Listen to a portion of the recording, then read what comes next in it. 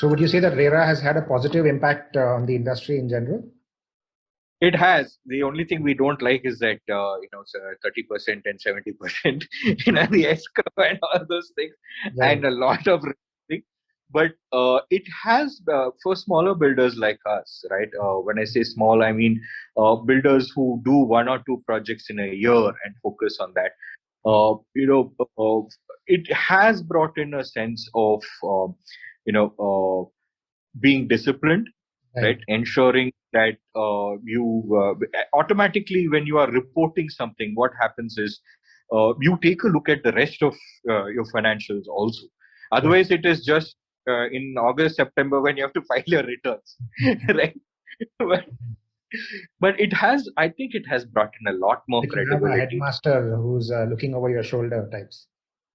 Yeah. Something like that. True, very true. We've seen, you and I have had that experience a lot. So, especially with the claim being there. Yeah. But it is, and we've also seen that it has brought in a lot of customer confidence, right? Because now they know that they can go to somebody when something's not happening. And there is a platform for builders also to explain themselves. See, the point is, many a times, right, the issue is there could be a default, and it happens in every industry, right? The question is, why has that default happened, and whether the builder is serious about ensuring that he takes his customers along and comes out of it, right? And that has happened in so many cases, because of bad market conditions, right? Or various other reasons. There have been issues, there have been litigations. The builders have ensured that the litigation is closed out and brought everybody else out. Right. So that's how it is. Right? And, so I think RERA has been positive. And we've heard about this, I think just yesterday, this Model Tenancy Act has also been passed. So hopefully that should bring about more regulations in the rental market as well, with respect to a central body defining how much deposit landlords can collect, and the same central body laying down a proposed draft of the contract. And even in case the tenants overstay, right? So a lot of people hesitate to give their properties out on lease because they're not too sure whether they would, actually get the property back because of the existing, tenancy laws. So I think that's also another step in the right direction. So government seems to be, doing all the right things and progressively, improving things within the sector. So that's a good sign. No, absolutely. And see, I have noticed that the laws in Karnataka largely, right, have always been good. The issue has been in implementation of the law, right? If that implementation is done right, you will see a lot of progress. So, for example, if you look at the the CDP, or the City Development Plan, right, which started in 2003, and then you had then you had the 2015, which finally, 2007, which finally came out in 2015, and then you have 2031. I don't know when it will be implemented, but if you look into it, right, and if you look at how FAR has been structured, right, how utilization of a building has been structured, how it has been connected to the road bit, right, and how the city has developed in certain areas in certain particular ways, right, where you can have residential, where you can have residential come commercial, right. It's a wonderful plan, right, and I'm sure you would have seen it in Koramangala, how it has where the if I'm right, I mean, correct me if I'm wrong. The Resident Welfare Association also has played a strong part in ensuring that the rules and regulations are followed. Absolutely. Right? And that has led to valuation has increased because of that, right? Very true. Very true. That's a very valid point, actually. Yeah. So when the citizens, the people who have to implement the law, that is your bureaucracy, and the builder, and developer community work in unison. Yeah. I, I think Bangalore grew wonderfully between 2000 to 2012, except for violations within the city. But if it is continued, and I think if the 2031 plan is actually laid out, right, we would see really good development in the city. Right. No doubt about that. Yeah. I think all the macro factors actually pointing towards that. I mean, the pace of office space leasing is not really let up, and that's a very good sign, because that means more and more employment is being created.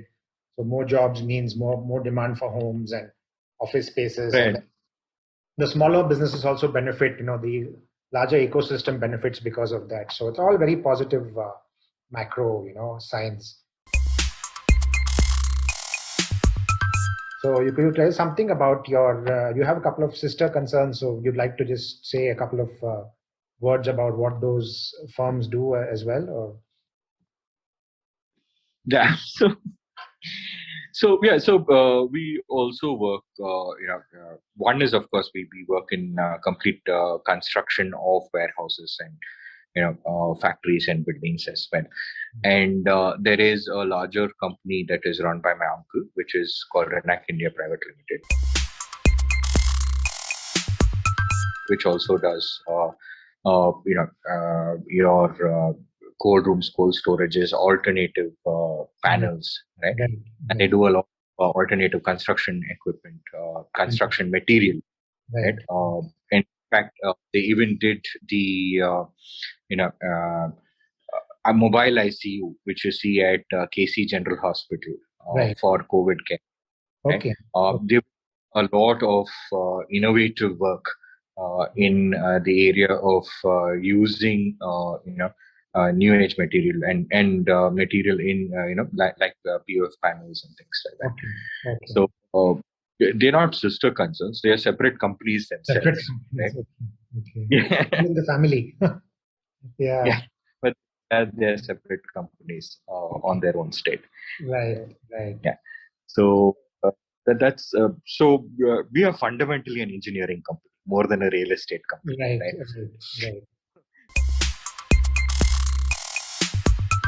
Like I keep telling you, right? The quality of a house is known, of an apartment is known only after 4 or 5 years, and when you go to the right.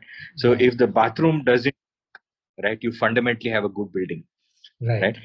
If the bathroom leaks, then there is some problem in the building, right? So that it's a very of course people ask me, sir, quality is there. I'm like, quality is there, but it you will know only over time.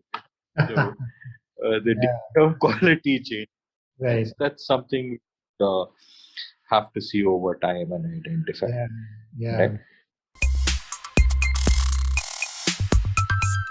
So maybe you could tell the viewers something about your own personal journey, because as such you were working in a different line, right? And your initial experience was something different, and then so you could maybe just take the viewers. It'll be interesting for them to sort of hear your journey and what sort of experiences you had after entering this the family real estate development company and so on. So yeah, so I was in a completely different field. I was selling ERP products for a living, like technology products for a living. So I was a trap man, as you call it. Right? Yeah. So I worked with HCL for about 8 years. I worked in the Middle East and North Africa markets. Then, of course, came back, did some brand consulting in India so that I understand the Indian market.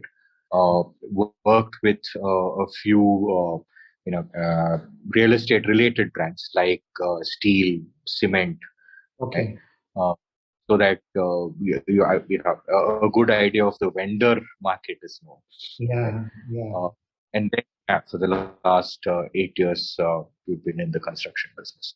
So been part. So yeah, it's a world of a difference. From happily sitting in your AC office, into figuring out how AC ducting will work in a building. I mean, they're two different things altogether. It's Yeah, very easy to say the plumbing is not working, but to figure out why the plumbing is not working is a difference itself. yeah. So yeah, it's been quite a journey. It's from earlier we used to give IT solutions to government companies, and now we utilize those same IT solutions to file our GST and things like that. Yeah, great.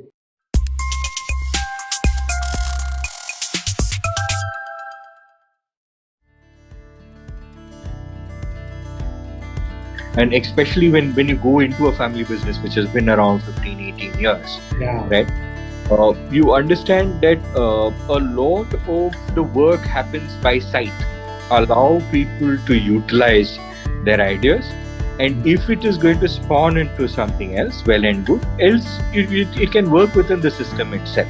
Younger consumers who are coming back to the city prefer to live in independent houses, right? I think the days of the PGs are gone. So history is like that. When you have a downturn in the market, when it comes back again, it is that mid-segment, the CBHK market that we work.